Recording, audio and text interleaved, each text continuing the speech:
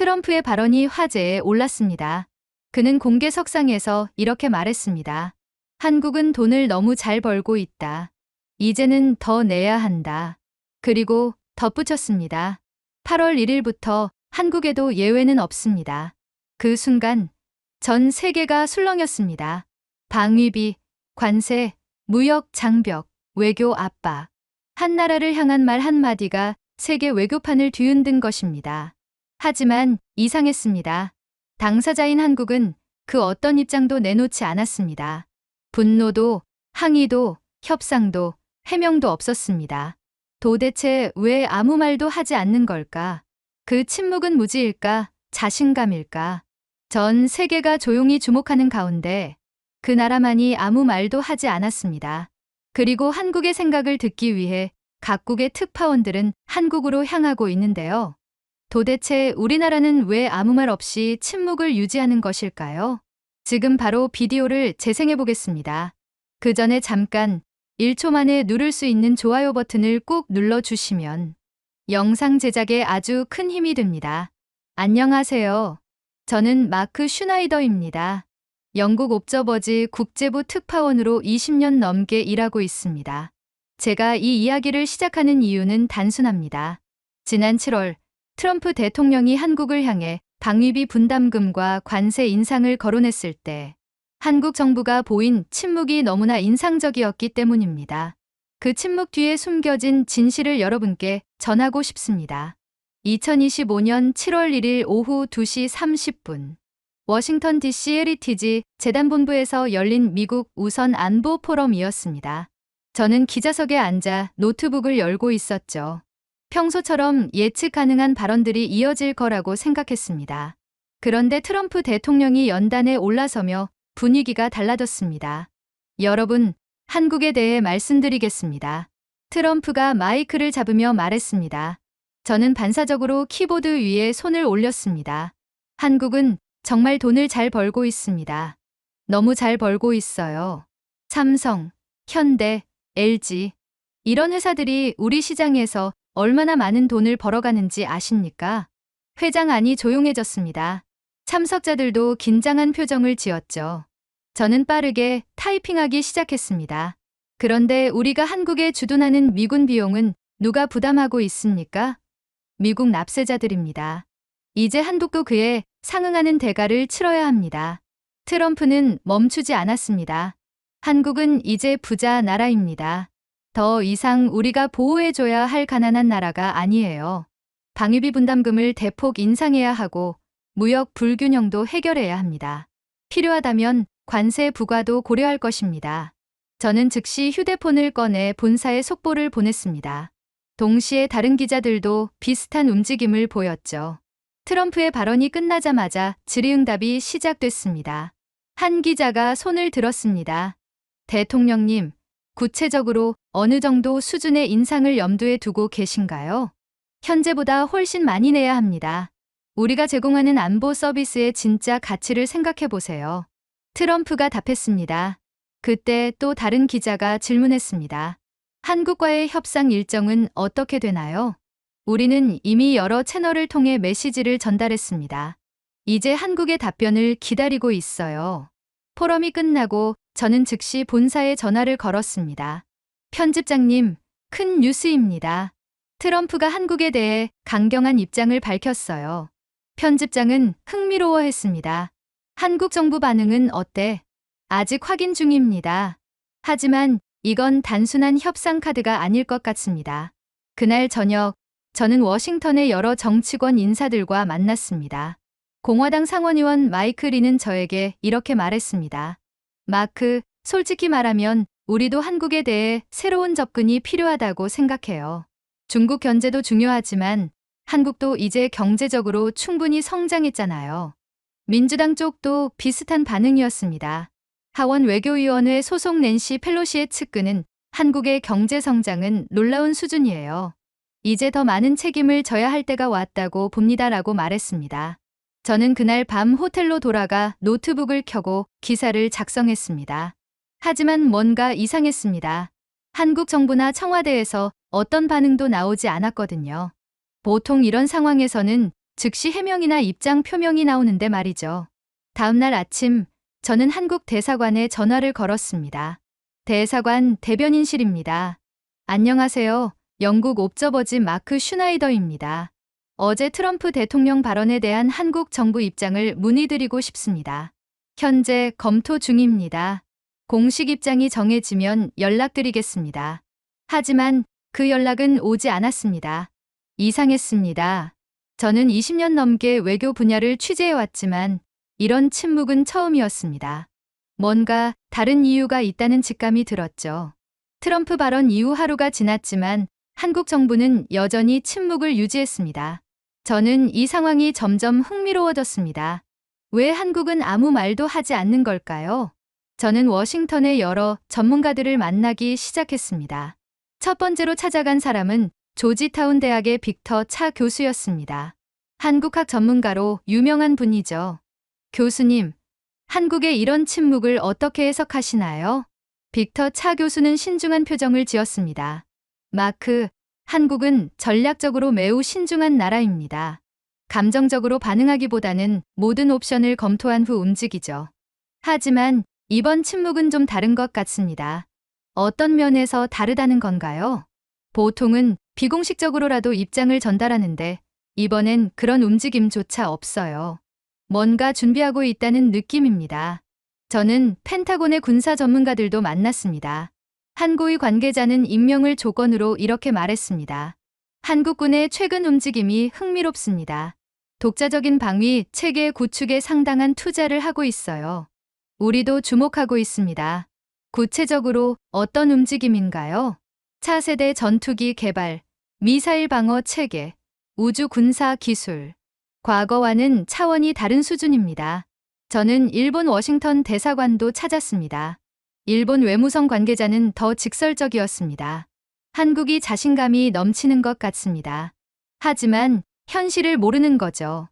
미군이 빠지면 하루도 못 갈 겁니다. 왜 그렇게 생각하시나요? 한국은 여전히 분단 국가입니다. 북한의 위협이 상존하고 있어요. 중국의 압박도 심해지고 있고요. 미국의 보호 없이는 불가능합니다. 하지만 저는 이런 분석에 의문을 느꼈습니다. 정말 한국이 그렇게 취약한 상황일까요? 한국 경제는 세계 10위권이고 기술력도 상당한 수준인데 말이죠. 저는 국제통화기금 IMF의 한국 담당 이코노미스트를 만났습니다. 한국 경제를 어떻게 평가하시나요? 놀라운 수준입니다. 특히 최근 10년간의 성장세는 다른 선진국들과 비교해도 뛰어나요. 반도체, 조선, 자동차, 문화 콘텐츠, 거의 모든 분야에서 글로벌 경쟁력을 갖고 있습니다.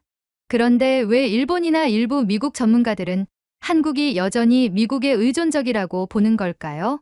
그건 과거의 인식입니다. 한국은 이미 자립적인 경제 구조를 갖추고 있어요. 오히려 미국과 상호 의존적인 관계라고 봐야 합니다. 저는 점점 확신이 들었습니다. 한국의 침묵에는 분명한 이유가 있다는 것을요.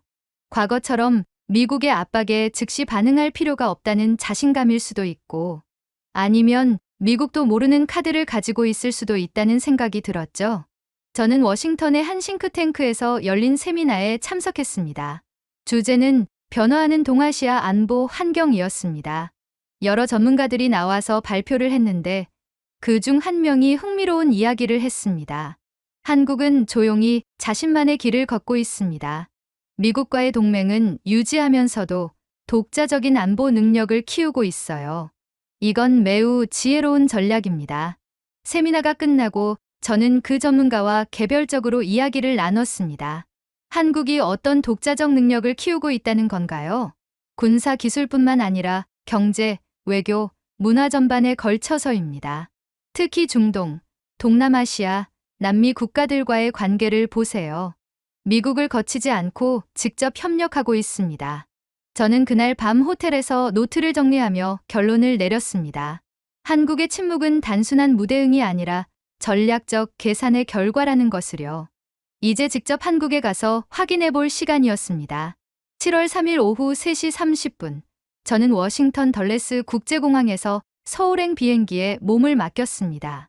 14시간의 긴 비행 시간 동안 저는 한국에 대한 과거, 취재 노트들을 다시 훑어봤습니다. 첫 번째 노트는 2019년 삼성 반도체 공장 취재 기록이었습니다. 당시 저는 평택 캠퍼스를 방문했었죠. 세계 최첨단 반도체 생산 라인을 보며 놀랐던 기억이 납니다. 특히 7나노, 5나노 공정 기술은 당시 세계 최고 수준이었습니다. 엔지니어들이 자신감에 넘쳐 보였던 것도 인상적이었어요. 두 번째 노트는 2020년 현대중공업 조선소 취재 기록이었습니다. 울산 조선소에서 본 초대형 컨테이너선과 LNG선의 규모는 정말 압도적이었습니다.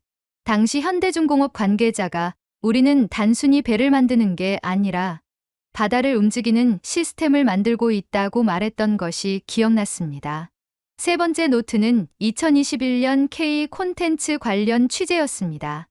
넷플릭스의 오징어 게임 성공 이후 한국 드라마와 K-팝의 글로벌 확산을 취재했었죠. 단순한 문화 콘텐츠를 넘어서 한국어 학습 붐까지 일으켰다는 점이 흥미로웠습니다. 네 번째 노트는 2022년 디지털 정부 시스템 취재였습니다. 코로나19 대응 과정에서 한국의 디지털 행정 시스템이 세계적으로 주목받았을 때였죠. 온라인으로 거의 모든 민원을 처리할 수 있는 시스템. 실시간 데이터 기반 정책 결정 과정들이 인상적이었습니다. 비행기 안에서 저는 문득 깨달았습니다. 그동안 저는 한국을 산업별로, 분야별로 따로따로 봐왔다는 것을요. 반도체는 반도체대로, 조선은 조선대로, 문화는 문화대로. 하지만 이런 개별 분야들이 하나의 큰 시스템으로 연결되어 있다는 관점으로는 본 적이 없었습니다.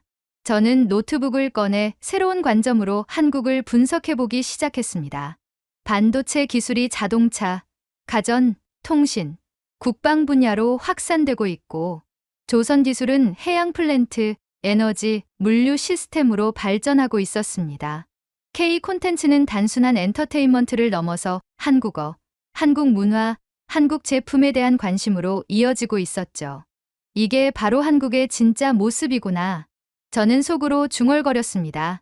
개별 분야의 성과가 아니라 통합된 시스템의 힘이었던 것입니다. 비행기가 태평양을 건너는 동안 저는 한국의 지정학적 위치에 대해서도 생각해봤습니다. 중국과 일본 사이, 북한과 맞닿아 있는 복잡한 위치. 과거에는 이런 위치가 불리함으로 작용했지만 지금은 오히려 허브 역할을 하고 있는 것 같았습니다. 중국과는 경제적으로 협력하면서도 정치적으로는 거리를 두고 일본과는 경쟁하면서도 필요한 부분에서는 협력하고 북한과는 평화를 추구하면서도 안보는 확실히 지키고 이런 복잡한 균형을 유지하는 능력 자체가 한국의 강점이 아닐까 생각했습니다. 비행기가 알래스카 상공을 지날 때쯤 저는 한국의 대미 관계에 대해서도 새로운 시각을 갖게 되었습니다. 과거처럼 일방적으로 의존하는 관계가 아니라 상호 필요에 의한 파트너십으로 변화하고 있다는 것을요. 미국은 한국의 첨단 기술과 제조업 능력이 필요하고 한국은 미국의 시장과 안보 협력이 필요합니다. 이런 상호 의존적 관계에서 한국이 침묵을 유지하는 것은 충분히 이해할 만한 전략이었습니다. 특히 최근 들어 한국이 보여주고 있는 외교적 균형 감각은 놀라운 수준이었습니다. 미국과의 동맹을 유지하면서도 중국과의 경제 관계를 지속하고 러시아와도 필요한 협력은 이어가고 있었죠. 이런 다원 외교는 과거 한국에서는 상상하기 어려웠던 일입니다. 저는 과거 한국 취재에서 만났던 정부 관계자들을 떠올려 봤습니다. 그들은 항상 우리는 작은 나라라는 표현을 자주 썼었습니다. 하지만 지금 생각해보니 그것은 겸손의 표현이었을 수도 있고 아니면 전략적 모호성일 수도 있었습니다. 작은 나라라고 하지만 경제 규모는 세계 10위, 무역 규모는 세계 8위였습니다. 문화 콘텐츠는 전 세계를 휩쓸고 있고 기술력은 최고 수준이었죠. 이런 나라가 정말 작은 나라일까요? 인천독재공항이 가까워질 때쯤 저는 결론을 내렸습니다. 한국은 더 이상 과거의 한국이 아니라는 것을요. 외부의 압박에 즉시 반응하고 해명해야 하는 약한 나라가 아니라 자신만의 속도와 방식으로 대응할 수 있는 강한 나라가 되었다는 것입니다. 인천독재공항에 도착해서 입국 심사를 받을 때 공항 직원이 유창한 영어로 Welcome to Korea라고 인사했습니다. 그 순간 저는 느꼈습니다. 이 나라는 정말 많이 변했구나.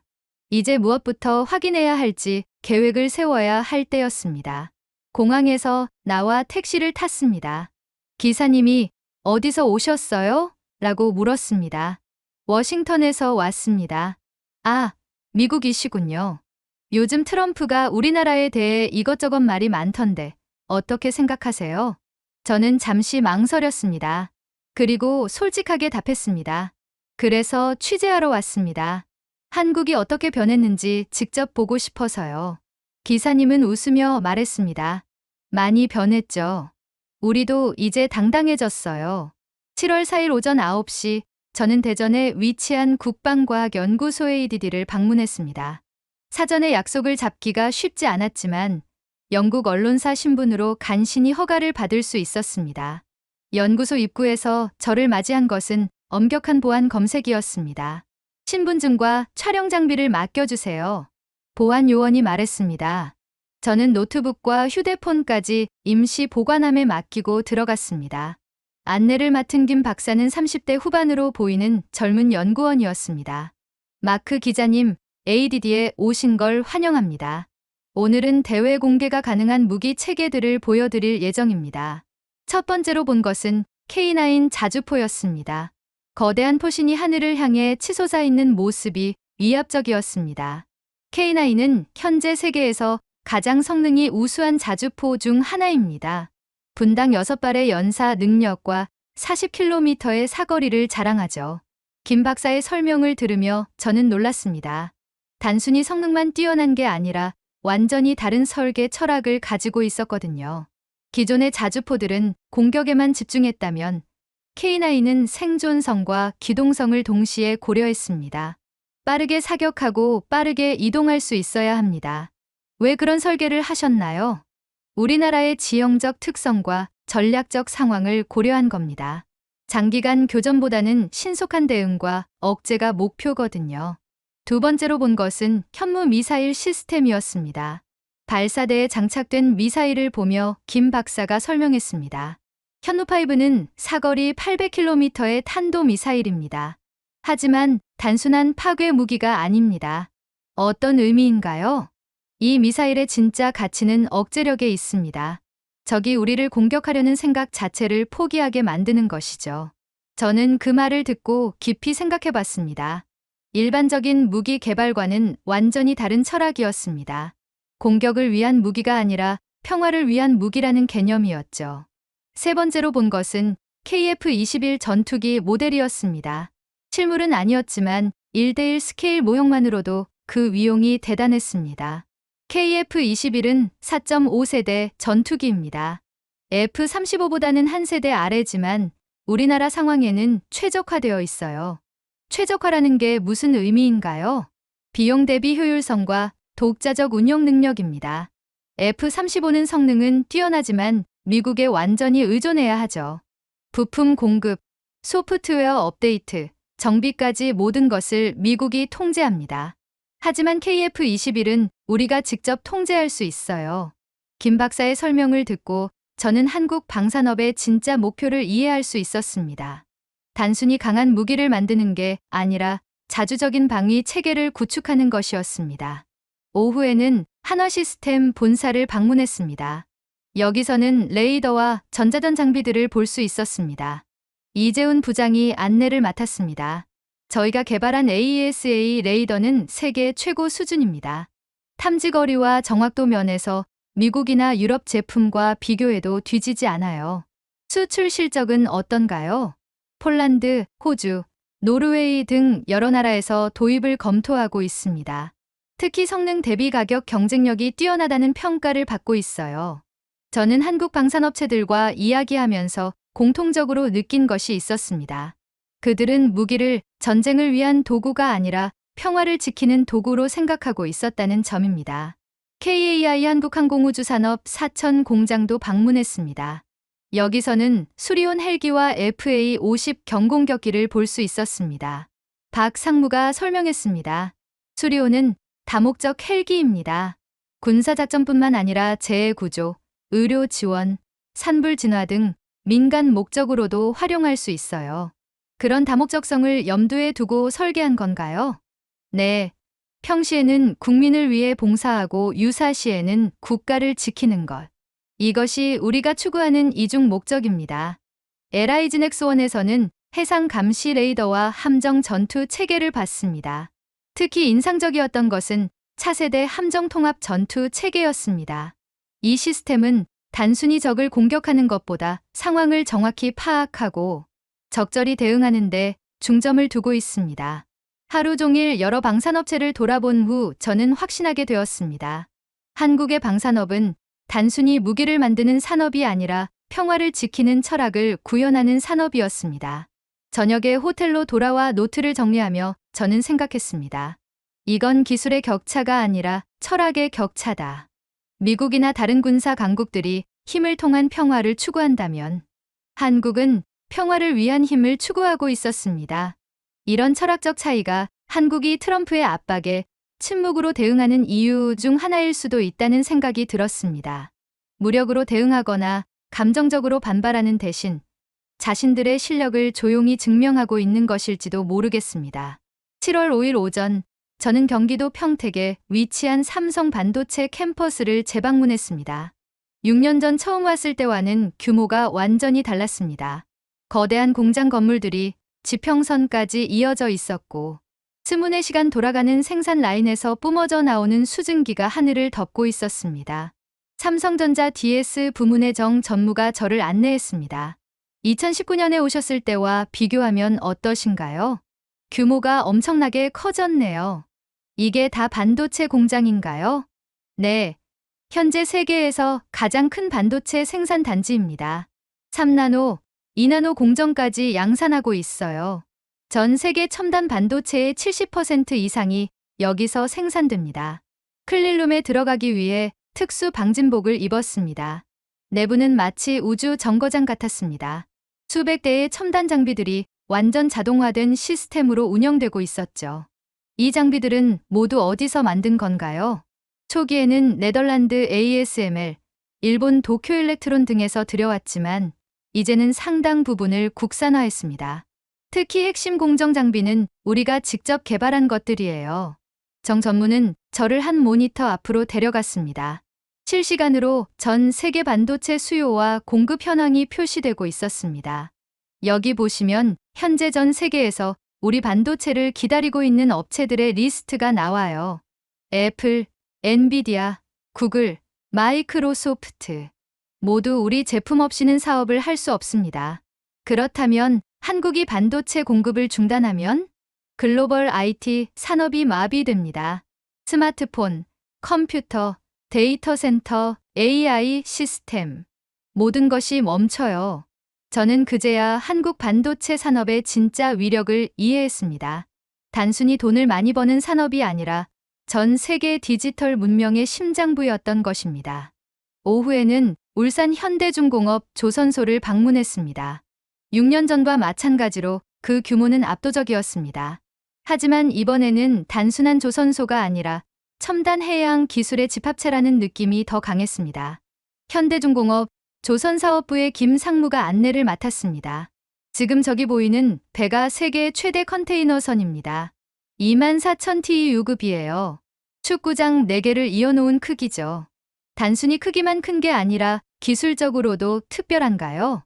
물론입니다. 완전 자율운항 시스템이 탑재되어 있어요. AI가 최적의 항로를 계산하고 IoT 센서가 선체 상태를 실시간으로 모니터링합니다. 연료 효율성도 기존 선박보다 30% 향상되었어요. 저는 조선소 곳곳을 돌아보며 놀라지 않을 수 없었습니다. 단순히 배를 만드는 곳이 아니라 미래 해상 교통의 표준을 만드는 곳이었습니다. 우리 기술은 이미 글로벌 스탠다드가 되었습니다. 전 세계 대형 선사들이 우리 기술을 채택하고 있어요. 김상무는 저를 LNG선 건조 현장으로 데려갔습니다. 이 LNG선은 카타르향입니다. 한 번 운항으로 한국 전체가 한 달간 사용할 LNG를 운반할 수 있어요. 카타르에서 왜 한국 LNG선을 선택했나요? 안전성과 효율성 때문입니다. 우리 LNG선은 40년간 단 한 건의 사고도 없었어요. 이런 신뢰성은 돈으로 살 수 없는 가치입니다. 저녁에는 안산에 위치한 LS 일렉트릭을 방문했습니다. 여기서는 전력기기와 스마트 그리드 시스템을 생산하고 있었습니다. 박 부사장이 설명했습니다. 저희가 만든 765크 변압기는 세계에서 가장 높은 전압을 다룰 수 있어요. 미국, 중국, 인도, 브라질 등 대형 전력망에서 사용되고 있습니다. 전력 기기가 그렇게 중요한가요? 전력은 모든 산업의 기반입니다. 안정적인 전력 공급 없이는 어떤 경제 활동도 불가능해요. 우리 기술이 들어간 전력망이 전 세계에 퍼져 있다는 것은 한국이 글로벌 인프라의 핵심 부품을 공급하고 있다는 의미입니다. 저는 하루 종일 여러 산업 현장을 돌아보며 하나의 결론에 도달했습니다. 한국의 산업은 단순히 제품을 만드는 것이 아니라 세계 경제의 핵심 인프라를 구축하고 있었습니다. 반도체 없이는 디지털 세상이 돌아가지 않고 한국 조선 기술 없이는 글로벌 물류가 마비되며 한국 전력 기술 없이는 많은 나라의 전력망이 불안정해집니다. 이것은 단순한 경제적 성공을 넘어서 전략적 필수성이었습니다. 호텔로 돌아와 노트를 정리하며 저는 확신했습니다. 한국은 자주국방을 넘어선 자주국가다. 군사적으로만 독립적인 것이 아니라 경제적, 기술적으로도 완전히 독립적인 체계를 갖추고 있었습니다. 트럼프가 한국에 압박을 가하는 이유도 이제 이해할 수 있었습니다. 한국이 더 이상 미국에 일방적으로 의존하는 나라가 아니라는 것을 알기 때문일 것입니다. 7월 6일 오전, 저는 서울 마포구에 위치한 한국어 교육센터를 찾았습니다. 평소에는 그냥 지나쳤을 작은 건물이었지만 이번에는 특별한 관심을 가지고 들어갔습니다. 로비에서부터 느껴지는 활기가 남달랐습니다. 센터 홍보팀의 이 과장이 저를 맞았습니다. 마크 기자님, 한국어 교육센터에 오신 걸 환영합니다. 요즘 정말 바쁜 나날을 보내고 있어요. 어떻게 바쁜가요? 전 세계에서 한국어를 배우려는 사람들이 급증하고 있거든요. 작년 대비 300% 증가했습니다. 1층 교실을 둘러보니 정말 다양한 국적의 사람들이 앉아 있었습니다. 미국인, 독일인, 인도인, 브라질인, 나이도 10대부터 60대까지 다양했죠. 한 교실에서는 일본인 선생님이 한국어를 가르치고 있었습니다. 일본인 선생님이 한국어를 가르치신다고요? 네. 다나카 선생님은 10년 전부터 한국어를 공부하셨어요. 지금은 토픽 6급 수준이시고 일본에서 한국어 교사로도 활동하고 계세요. 저는 다나카 선생님과 잠깐 이야기를 나눴습니다. 왜 한국어를 배우게 되셨나요? 처음에는 K-드라마 때문이었어요. 하지만 공부하면서 한국의 역동성과 창의성에 매료되었습니다. 지금은 한국어가 제 인생의 일부가 되었어요. 2층에서는 온라인 강의가 진행되고 있었습니다. 대형 스크린에는 전 세계 각지에서 접속한 수강생들의 얼굴이 보였습니다. 뉴욕, 런던, 상파울루, 뭄바이, 시차를 고려해 24시간 내내 강의가 이어지고 있었습니다.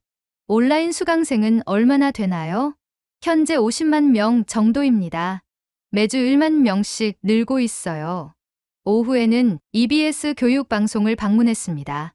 여기서는 한국의 교육 콘텐츠가 어떻게 세계로 나가고 있는지 볼 수 있었습니다.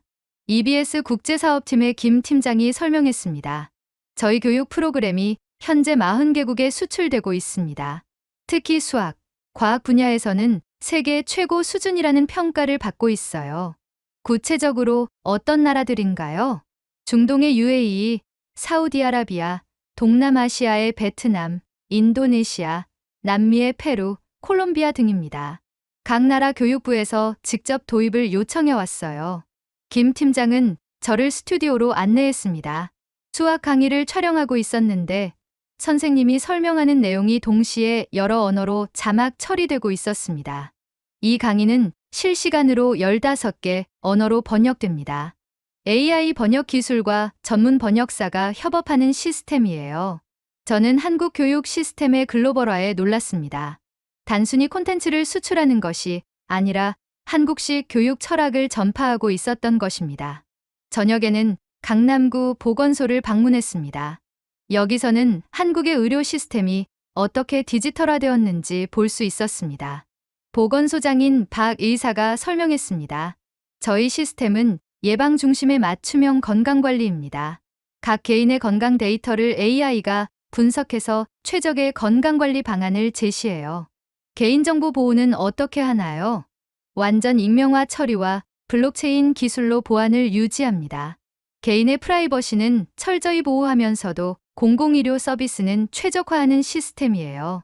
박 의사는 저를 진료실로 안내했습니다. 환자가 들어오자마자 모든 진료 기록이 자동으로 화면에 표시되었습니다. 이 환자분은 3개월 전 건강검진 결과와 최근 1년간의 병원 이용 기록이 모두 연동되어 있어요. 불필요한 중복 검사 없이 정확한 진단이 가능합니다. 저는 이런 시스템이 전 세계에 어떤 영향을 미치고 있는지 궁금했습니다. 다른 나라에서도 이런 시스템에 관심을 보이나요? 네. 현재 인도네시아, 필리핀, 태국 정부에서 우리 시스템 도입을 검토하고 있어요. WHO에서도 한국 모델을 벤치마킹하려고 합니다. 마지막으로 서울시청의 디지털 민원센터를 방문했습니다. 여기서는 시민들이 모든 행정 업무를 온라인으로 처리할 수 있었습니다. 디지털 시민소통 담당관인 정 과장이 설명했습니다. 시민들은 집에서 스마트폰으로 출생신고부터 사업자 등록까지 모든 일을 할 수 있어요. 평균 처리 시간도 기존의 10분의 1로 단축되었습니다. 이런 시스템을 구축하는데 얼마나 걸렸나요? 5년 정도 걸렸어요. 하지만 이제는 완전히 정착되어서 시민 만족도가 95%를 넘습니다. 정 과장은 대형 모니터를 가리켰습니다. 실시간으로 서울시 전체의 교통, 환경, 안전 상황이 표시되고 있었습니다. 이 모든 데이터가 AI로 분석되어 시정에 반영됩니다. 시민들의 불편을 사전에 예측하고 해결하는 시스템이에요. 하루 종일 여러 기관을 돌아본 후 저는 깨달았습니다. 한국의 문화, 교육, 의료, 행정 시스템이 모두 하나의 통합된 소프트 파워로 작동하고 있다는 것을요. K 콘텐츠로 관심을 끌고 한국어 교육으로 인재를 양성하며 의료와 교육 시스템으로 실질적 도움을 제공하고 디지털 행정으로 효율성을 보여주는 이 모든 것이 연결되어 한국에 대한 신뢰와 존경을 만들어내고 있었습니다. 호텔로 돌아와 저는 노트에 이렇게 적었습니다. 문화가 무기였다. 총칼이 아닌 마음을 얻는 무기. 7월 6일 밤 11시 저는 호텔 방에서 노트를 정리하고 있었습니다. 그때 휴대폰이 울렸습니다. 워싱턴의 정치 전문 기자인 동료 톰 해리슨이었습니다. 마크, 지금 한국에 있다고 들었는데 혹시 이상한 움직임 포착했어? 무슨 일인가요? 미국 NSC 아시아 담당 선임국장이 오늘 아침 갑자기 한국행 비행기에 올랐어.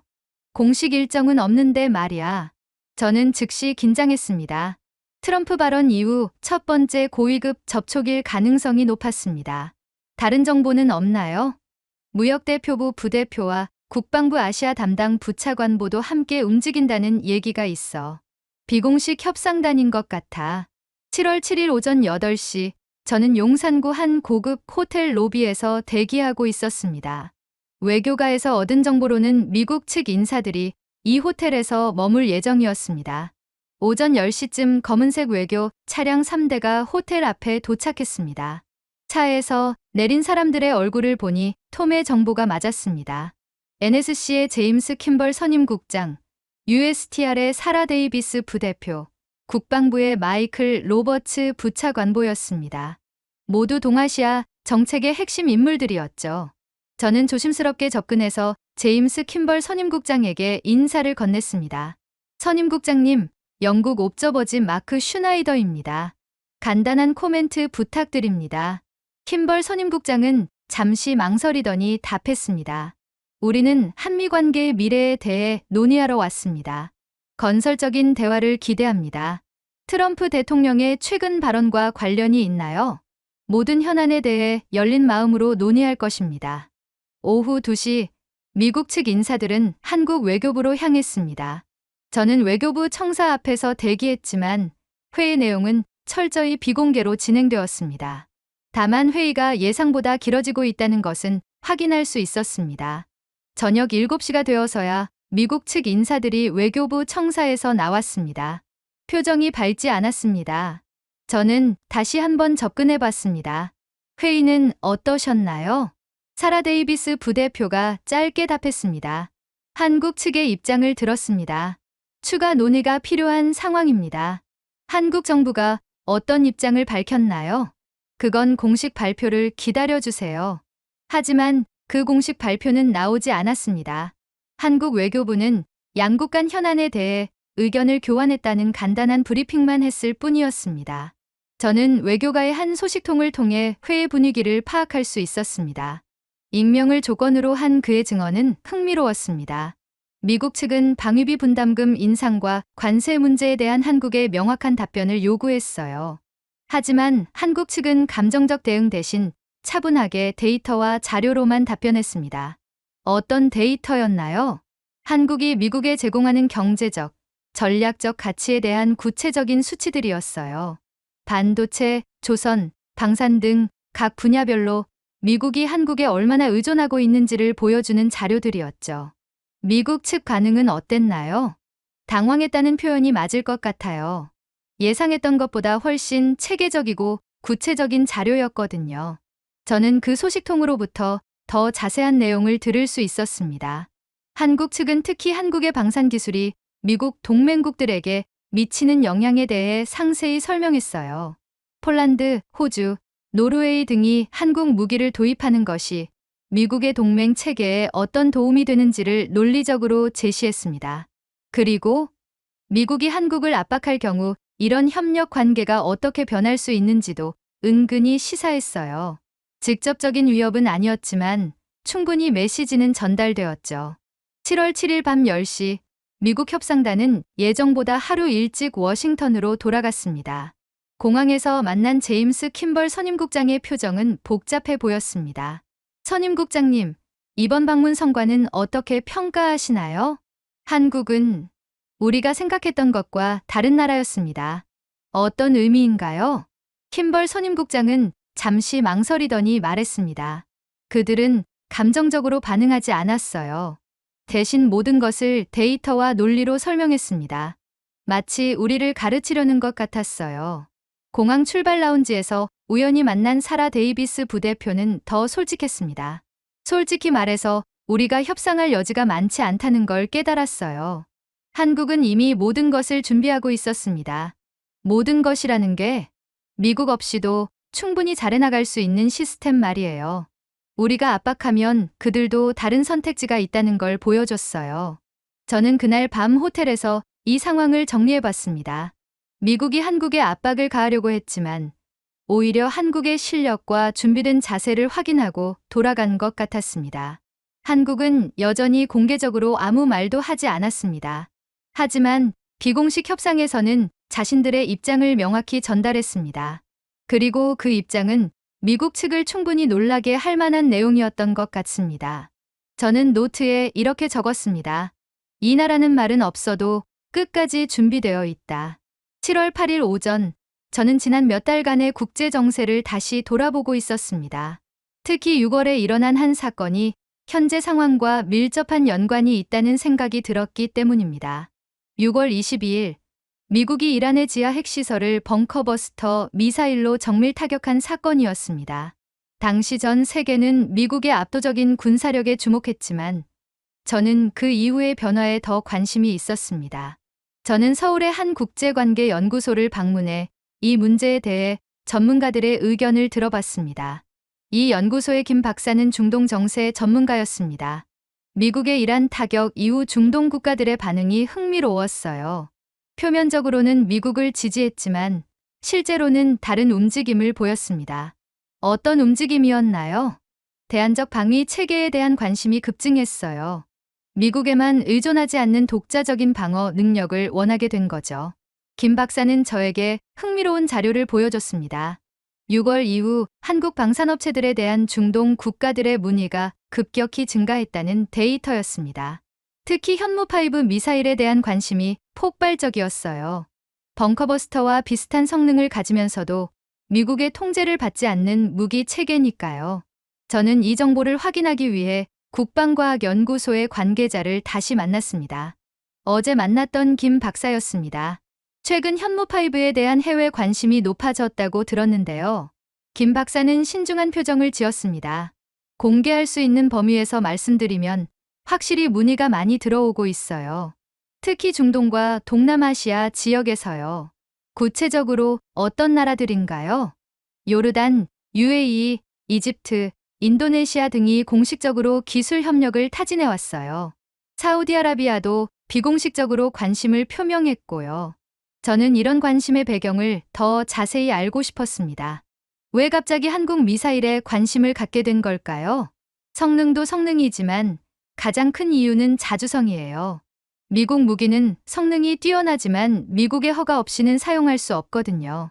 하지만 우리 무기는 도입국이 자유롭게 운용할 수 있어요. 김 박사는 더 중요한 이야기를 해줬습니다. 사실 이런 관심은 단순히 무기만을 원하는 게 아니에요. 한국식 방위 체계 전체에 대한 관심이에요. 한국식 방위 체계라는 게 평화 지향적이면서도 실용적인 접근 방식이죠. 공격보다는 억제에 중점을 두고 독자성과 동맹을 균형 있게 유지하는 방식이에요. 오후에는 한국무역협회를 방문해 방산 수출 현황을 확인했습니다. 국제사업팀의 박 과장이 상세한 자료를 보여줬습니다. 올해 상반기 방산 수출이 작년 같은 기간 대비 280% 증가했어요. 특히 6월 이후 증가세가 가팔랐습니다. 어떤 품목들이 주로 수출되나요? 미사일 시스템, 자주포, 전투기, 함정 등 거의 모든 분야에서 문의가 들어오고 있어요. 하지만 단순한 무기 판매가 아니라 기술 이전과 공동 개발을 원하는 경우가 많아요. 박 과장은 특별한 사례를 들려줬습니다. 폴란드는 K9 자주포와 K2 전차를 대량 도입하면서 동시에 기술 이전도 요청했어요. 자국에서 생산할 수 있는 능력을 갖추고 싶어 하는 거죠. 왜 그런 요청을 하는 건가요? 유럽 정세가 불안해지면서 독자적인 방위 능력의 필요성을 절감했기 때문이에요. 미국이나 서유럽에만 의존하지 않는 다원화된 방위 체계를 원하고 있어요. 저는 이런 변화의 의미를 생각해 봤습니다. 미국의 압도적인 군사력을 보여준 이란 타격이 오히려 다른 나라들로 하여금 미국에 대한 의존도를 줄이려는 움직임을 촉발시킨 것 같았습니다. 저녁에 만난 한 외교 전문가는 이런 분석을 해줬습니다. 미국이 벙커버스터로 이란을 타격한 것은 군사적으로는 성공이었지만 외교적으로는 역효과를 낳았어요. 다른 나라들이 우리도 언제 타격당할지 모른다는 불안감을 갖게 된 거죠. 그래서 한국 무기에 관심을 갖는다는 건가요? 한국 무기는 공격적이지 않아요. 방어와 억제에 중점을 둔 체계죠. 다른 나라를 위협하지 않으면서도 자국을 효과적으로 방어할 수 있는 시스템이에요. 저는 이제 트럼프가 한국을 압박하는 진짜 이유를 알 것 같았습니다. 한국이 미국의 일방적인 군사 패권에 대한 대안을 제시하고 있기 때문일 것입니다. 한국은 직접적으로 미국과 경쟁하지 않습니다. 하지만 다른 나라들에게 미국 없이도 충분히 강할 수 있다는 가능성을 보여주고 있습니다. 이것이 미국 입장에서는 더 위협적일 수 있다는 생각이 들었습니다. 호텔로 돌아와 저는 노트에 이렇게 적었습니다. 한국은 벙커버스터의 대안이 되었다. 파괴가 아닌 평화의 무기로. 7월 8일 저녁 8시 저는 런던에 있는 동료 기자 데이비드 윌슨과 화상 통화를 하고 있었습니다. 데이비드는 영국 국방부 출입기자로 20년 넘게 일하고 있는 베테랑이었습니다. 마크, 한국에서 흥미로운 취재를 하고 있다고 들었어. 마침 이쪽에서도 한국 관련해서 움직임이 있어. 어떤 움직임인가요? 영국 국방부가 한국 방산업체들과 비공식 협의를 진행하고 있어. K9 자주포와 K2 전차에 대한 검토가 시작됐어. 저는 놀랐습니다. 영국은 전통적으로 미국과 유럽의 무기 체계에 의존해왔는데 한국 무기를 검토한다는 것은 상당한 변화였습니다. 왜 갑자기 한국 무기에 관심을 갖게 된 건가요?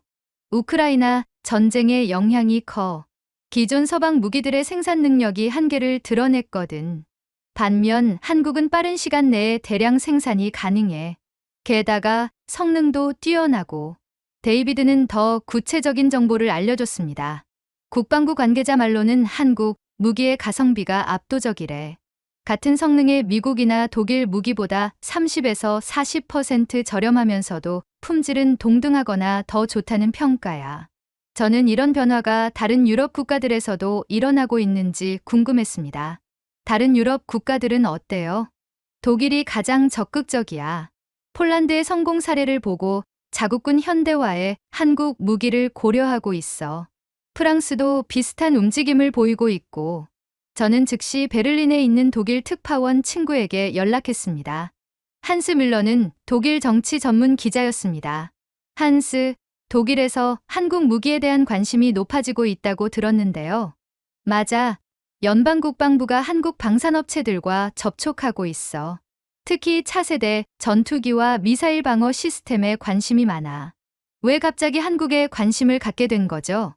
러시아 위협이 현실화되면서 독자적인 방위 능력의 필요성을 절감했거든.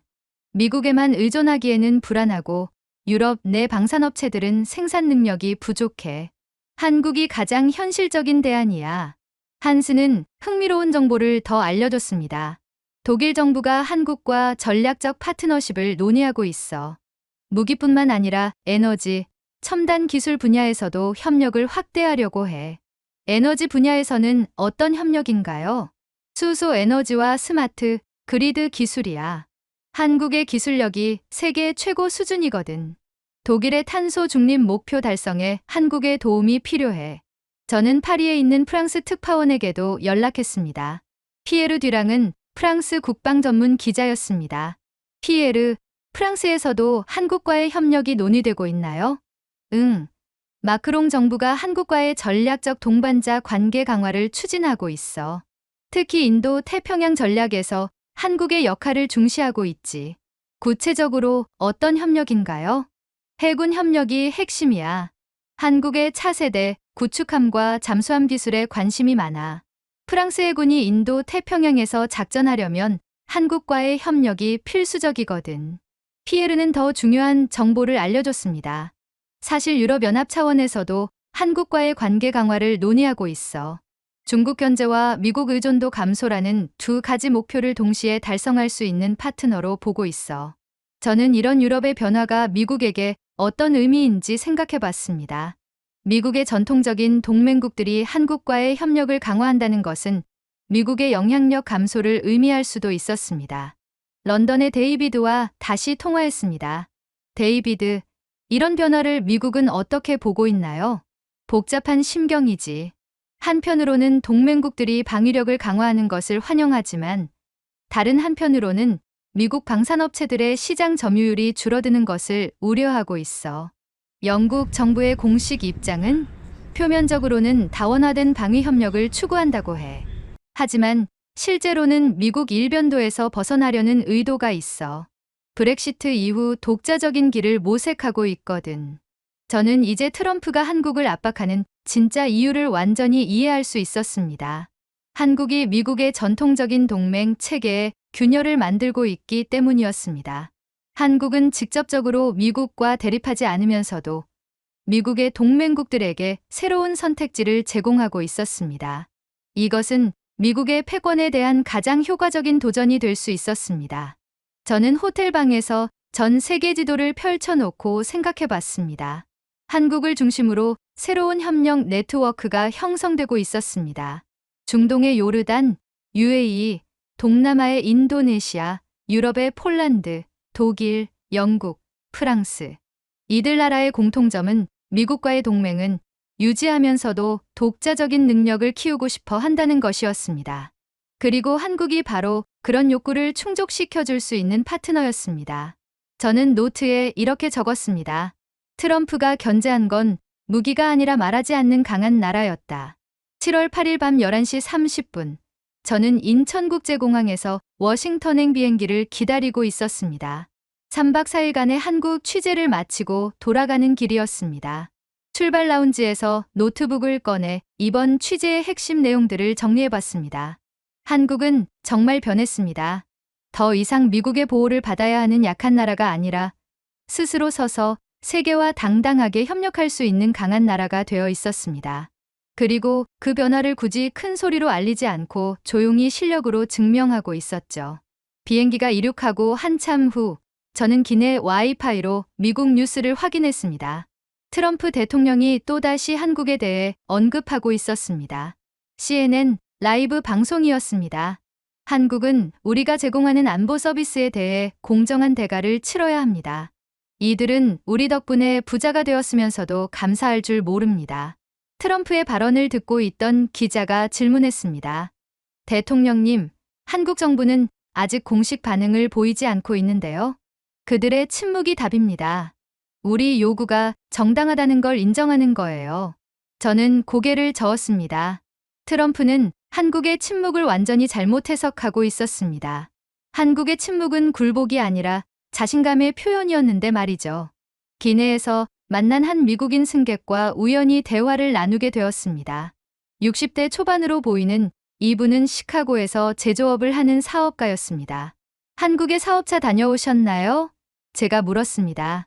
네, 파트너사 미팅이 있었어요. 그런데 요즘 트럼프가 한국에 대해 자꾸 이상한 소리를 하는 것 같던데 어떻게 생각하세요? 어떤 면이 이상하다고 느끼시나요? 글쎄요. 제가 보기엔 한국이 미국에 일방적으로 의존하는 나라가 아닌데 말이에요. 오히려 요즘엔 우리가 한국 기술을 더 많이 필요로 하는 것 같거든요. 그분은 구체적인 예를 들어주었습니다. 저희 회사도 한국산 반도체와 디스플레이 없이는 제품을 만들 수 없어요. 품질도 좋고 가격도 합리적이고 중국산은 신뢰하기 어렵고 일본산은 너무 비싸거든요. 트럼프의 압박에 대해서는 어떻게 생각하세요? 솔직히 우리한테 손해예요. 한국과 관계가 나빠지면 우리 사업에도 타격이 클 텐데. 트럼프는 그런 걸 생각하지 않는 것 같아요. 워싱턴에 도착한 것은 7월 9일 오전 6시였습니다. 공항에서 나와 택시를 탔는데 라디오에서 흘러나오는 뉴스가 인상적이었습니다. 최근 실시된 여론조사에 따르면 미국 시민의 62%가 트럼프 대통령의 대외 정책에 대해 우려를 표명했습니다. 특히 동맹국과의 관계 악화를 걱정하는 목소리가 높았습니다. 택시 기사가 라디오 볼륨을 높였습니다. 요즘 트럼프가 너무 많은 나라들과 싸우는 것 같아요. 중국, 멕시코, 이제는 한국까지. 이러다가 친구가 하나도 안 남을 것 같은데요. 저는 기사의 말에 공감했습니다. 미국 시민들도 트럼프의 일방적인 압박 정책에 피로감을 느끼고 있는 것 같았습니다. 오후에 저는 워싱턴의 여러 정치 인사들을 만나 한국 방문 소감을 나누었습니다. 민주당 상원의원 적 슈머의 보좌관은 흥미로운 이야기를 해주었습니다. 의회 내에서도 트럼프의 한국 압박에 대해 회의적인 시각이 많아요. 한국은 우리의 중요한 동맹국이고 경제적으로도 상호 이익이 되는 관계거든요. 구체적으로 어떤 우려들이 있나요? 한국과 관계가 나빠지면 중국 견제에 차질이 생길 수 있어요. 또한 한국의 첨단 기술에 대한 접근도 어려워질 수 있고요. 공화당 쪽에서도 비슷한 목소리가 나오고 있었습니다. 상원 외교위원회 소속 공화당 의원의 측근은 트럼프의 방식이 너무 일방적이라고 평가했습니다. 한국은 이미 충분히 많은 방위비를 부담하고 있어요. 게다가 한미 자유무역협정을 통해 양국 모두 이익을 보고 있는 상황인데 굳이 갈등을 만들 필요가 있나 싶어요. 저녁에는 조지타운 대학에서 열린 한미관계 세미나에 참석했습니다. 여러 전문가들이 현 상황에 대해 분석을 내놓았는데 대부분 트럼프의 접근 방식에 비판적이었습니다. 한 국제관계 교수는 미국이 동맹국들을 압박하는 방식은 결국 미국의 글로벌 리더십을 약화시킬 것이라고 경고했습니다. 또 다른 교수는 한국은 이미 미국의 일방적인 보호를 받는 나라가 아니다. 상호 의존적인 파트너 관계로 발전했다고 분석했습니다. 세미나가 끝나고 저는 여러 참석자들과 개별적으로 이야기를 나누었습니다. 그들 대부분이 한국의 현재 입장에 이해를 표하고 있었습니다. 한국이 즉시 반응하지 않는 것은 현명한 판단이에요. 감정적으로 대응했다가 상황을 더 악화시킬 필요는 없으니까요. 한국은 자신들의 실력에 자신이 있는 것 같아요. 그래서 굳이 변명이나 해명을 하지 않는 거죠. 호텔로 돌아와 저는 하루를 정리하며 생각해봤습니다. 워싱턴의 분위기는 한국에서 느꼈던 것과는 달랐습니다. 한국은 조용하지만 확신에 차 있었다면 미국은 시끄럽지만 혼란스러워 보였습니다. 트럼프는 여전히 강경한 입장을 유지하고 있지만 정치권과 시민사회에서는 우려의 목소리가 커지고 있었습니다. 이러다가 전 세계가 미국에게 등을 돌릴 것 같아 두렵다는 한 시민의 말이 기억에 남았습니다. 저는 노트에 이렇게 적었습니다. 미국도 관세에 대한 의견 대립이 분분하다. 트럼프의 독단적인 행보에 대한 우려가 커지고 있다. 저는 런던으로 건너가 제 사무실에 앉아 지난 며칠간의 취재 내용을 정리하기 시작했습니다. 책상 위에는 한국에서 가져온 자료들과 노트들이 쌓여 있었습니다. 저는 말하지 않는 강한 나라, 한국의 진짜 모습이라는 제목으로 기사를 쓰기 시작했습니다. 첫 문장부터 신중하게 골랐습니다. 이 나라는 말하지 않는다. 대신 결과로 증명한다. 저는 한국에서 본 것들을 차례대로 서술했습니다. 세계 최고 수준의 반도체 기술, 글로벌 스탠다드가 된 조선 기술, 평화 지향적인 방산 철학, 전 세계로 퍼져나가는 문화적 영향력. 하지만 쓰면 쓸수록 복잡한 감정이 들었습니다. 이런 기사가 과연 미국 독자들에게 어떻게 받아들여질까? 자칫 반미적인 내용으로 오해받을 수도 있지 않을까? 오후 2시쯤 편집장인 마이클 데이비스가 제 사무실로 찾아왔습니다. 50대 후반의 베테랑 언론인인 그는 항상 신중한 판단을 내리는 것으로 유명했습니다. 마크, 한국 취재는 어땠어? 매우 흥미로웠습니다. 예상과는 완전히 다른 모습이었어요. 저는 편집장에게 취재 내용을 간략하게 브리핑했습니다. 한국의 기술력, 경제력, 그리고 조용하지만 강한 자신감에 대해 설명했죠. 편집장은 진지하게 들었지만 표정이 점점 어두워졌습니다. 마크, 이 내용으로 기사를 쓰려고? 네. 현재 한미 갈등의 맥락을 제대로 이해하려면 한국의 실제 모습을 알아야 한다고 생각합니다. 하지만 이런 기사는 자칫 한국을 편드는 것처럼 보일 수 있어. 특히 지금 같은 시기에는 더욱 그렇고. 편집장은 더 직설적으로 말했습니다. 솔직히 말해서 우리 독자들이 한국이 그렇게 강해졌다는 걸 인정하고 싶어 할까? 대부분은 여전히 한국을 우리가 도와줘야 하는 나라로 생각하고 있어. 하지만 그게 현실이 아니라면? 현실이 중요한 게 아니야. 독자들이 어떻게 받아들일지가 중요해. 이런 기사는 너무 정치적 부담이 있어. 저는 실망했지만 편집장의 입장도 이해할 수 있었습니다. 영국 언론사에서 미국에 불리할 수 있는 내용을 다루는 것은 쉽지 않은 일이었죠. 그럼 어떻게 하죠? 좀 더 균형 잡힌 시각으로 써보는 게 어때? 한국의 성장은 인정하되 여전히 미국과의 협력이 필요하다는 쪽으로. 저는 편집장과 1시간 넘게 논의했지만 결국 합의점을 찾지 못했습니다. 편집장은 정치적 부담을 우려했고 저는 진실을 전달하고 싶었습니다. 결국 편집장은 이렇게 결론을 내렸습니다. 마크, 이 기사는 당분간 보류하자. 시기적으로 적절하지 않아.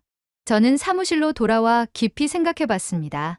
20년 넘게 언론인으로 일하면서 이런 딜레마에 직면한 것은 처음이었습니다. 진실을 알고 있지만 그것을 전달할 수 없는 상황 말이죠. 저는 다른 방법을 생각해 봤습니다. 개인 블로그나 SNS를 통해 이야기를 전할 수도 있었습니다. 하지만 그것도 쉽지 않았습니다. 회사의 입장과 다른 글을 쓸 경우 문제가 될 수 있었거든요. 저녁에 집으로 돌아가는 길에 저는 한국에서 만났던 사람들을 떠올렸습니다. 자신감에 차 있으면서도 겸손했던 연구원들, 자랑하지 않으면서도 확신에 찬 기업인들, 조용히 자신의 일을 해나가는 공무원들. 그들은 굳이 세상에 자신들의 실력을 알리려고 하지 않았습니다. 그냥 묵묵히 자신들의 일을 해나갈 뿐이었죠. 오히려 그런 모습이 더 인상적이었습니다. 집에 도착해서 저는 개인 컴퓨터를 켰습니다. 회사에서는 발표할 수 없지만 개인적으로라도 이 이야기를 기록해두고 싶었습니다.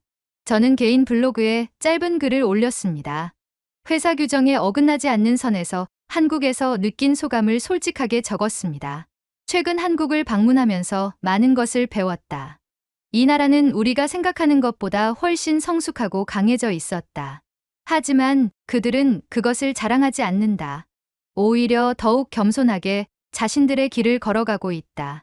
글을 올리고 나서도 저는 복잡한 심정이었습니다. 언론인으로서 진실을 전달하지 못한다는 것이 안타까웠습니다. 하지만 동시에 한국의 조용한 자신감을 이해할 수 있었습니다. 한국은 굳이 세상에 자신들의 변화를 알릴 필요가 없었습니다. 시간이 지나면 자연스럽게 모든 것이 드러날 테니까요. 저는 노트 마지막 페이지에 이렇게 적었습니다. 진실은 결국 드러난다. 시간이 걸리더라도. 저는 집 서재에 앉아 개인 노트북을 켜고 있었습니다. 회사에서는 발표할 수 없었지만 개인 SNS에라도 제가 본 한국의 진짜 모습을 전하고 싶었습니다. 저는 긴 글을 쓰기 시작했습니다. 조심스럽게 단어를 선택하면서도 솔직한 마음을 담았습니다.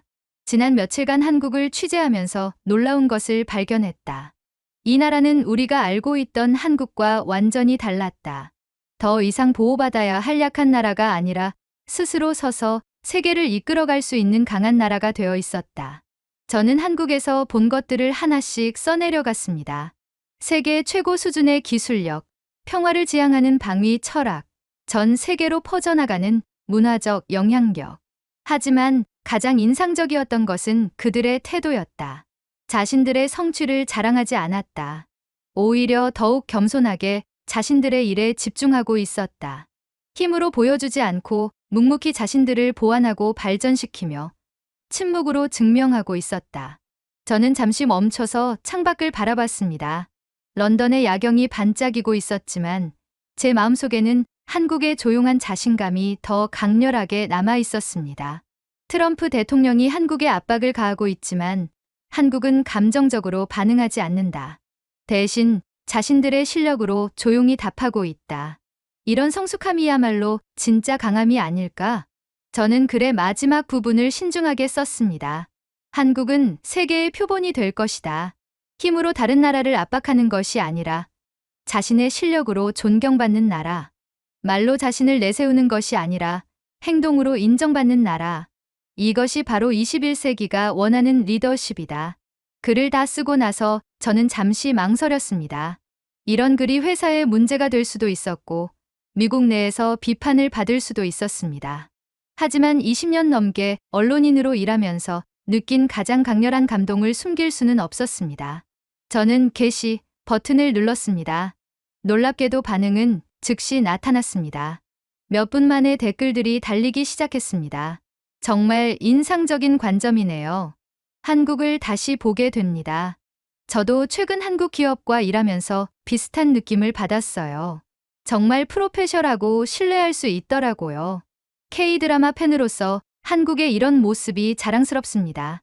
한국계 미국인으로 보이는 분의 댓글도 있었습니다.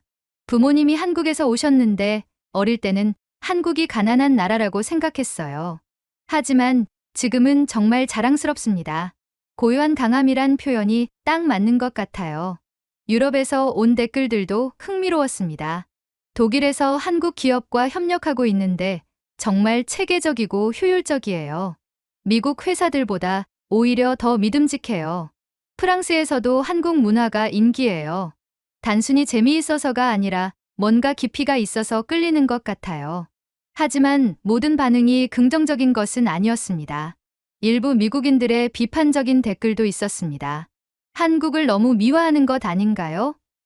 아직도 미군이 주둔하고 있는 나라인데요. 북한 위협 앞에서 혼자 버틸 수 있을지 의문이에요. 저는 이런 댓글들도 이해할 수 있었습니다. 오랫동안 굳어진 인식을 바꾸는 것은 쉽지 않은 일이니까요. 하지만 전체적으로는 긍정적인 반응이 압도적이었습니다. 특히 젊은 세대들의 반응이 인상적이었습니다. 이런 나라야말로 우리가 본받아야 할 모델이에요. 조용히 자신의 길을 가는 모습이 멋있어요. 한국처럼 되고 싶어요.